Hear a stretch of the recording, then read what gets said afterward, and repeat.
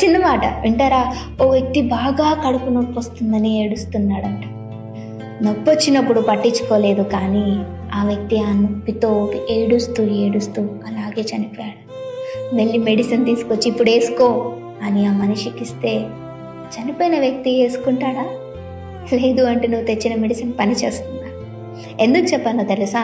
నువ్వు బాధపడుతున్నావని తెలుసు, ఇబ్బందికరంగా నీ మాటలు ఉన్నాయని తెలుసు, అప్పుడు వచ్చి ఓదార్చకుండా అంతా సెటిల్ అయిపోయి ఇంకా నీ విషయంలో మొత్తం పేడ్ ఆఫ్ అయిపోయిన తర్వాత వచ్చి సారీ అని చెప్పి మళ్ళీ మంచిగా మనం మన బాండ్ని క్రియేట్ చేసుకుందామంటే ఆ బాండింగ్ నిలబడుతుందా? అసలు నీ మాటలు అక్కడ పని చేస్తాయా? విసిగిపోయి ఇంకా లైఫ్లో అంతా అయిపోయింది అనుకున్న వాళ్ళ దగ్గరికి వెళ్ళి నువ్వేం చెప్పినా చెవిటాడు ముందు శంఖం ఊదినట్టే ఉంటుంది.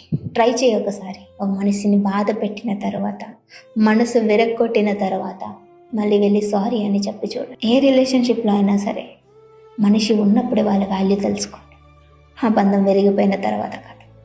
కోసం మీకు అర్థమైందేమో నేనేం చెప్తున్నాను అని.